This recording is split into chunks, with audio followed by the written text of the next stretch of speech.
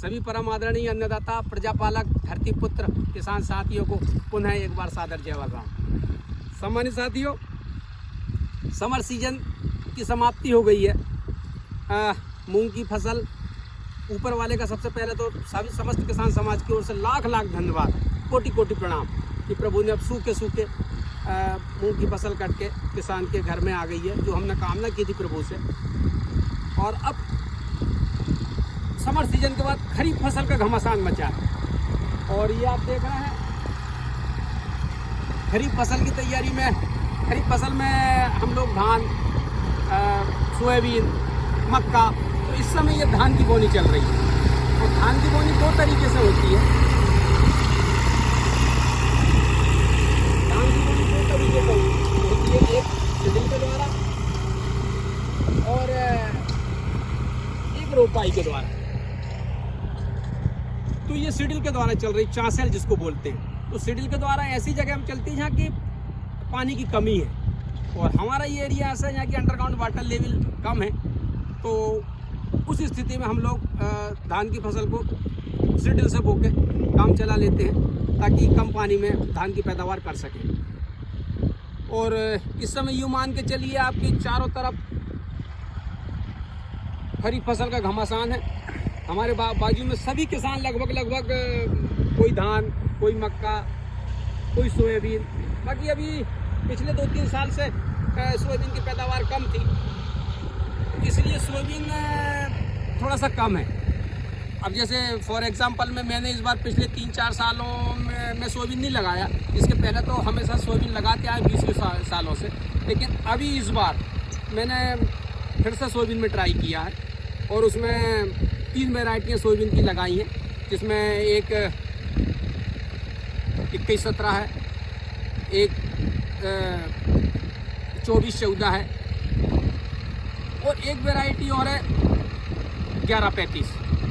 तो ये डेमोस्ट्रेशन के तौर पे कोई 3 कुंटल, कोई 1 कुंटल, कोई 50 किलो, क्योंकि कहते हैं ना कि दूध का जला छाछ भी फूंक फूंक कर पीता है। क्योंकि पिछले 3-4 सालों से सोयाबीन नहीं हो रहा, तो इस बार थोड़ा सा ट्राई करते हैं कि शायद हो जाए।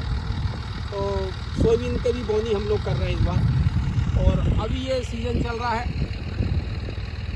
ज़्यादातर इस बार हम लोग धान की बोनी कर रहे हैं। और ऊपर वाले से प्रार्थना है कि प्रभु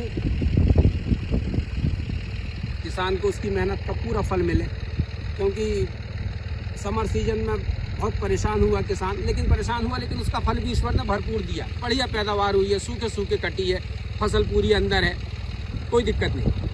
अब आइए साथियों, मैं आपको धान के बीज के बारे में कुछ जानकारी देता हूँ और बताता हूँ कि इसको बीज में कितना हम DAP मिला लेते हैं, और वैरायटी कौन सी है, और पर एकड़ लगभग कितने किलो तक हम बीज डाल दें। ये है चांसेल धान का बीज, और इसमें ये वैरायटी महामाया।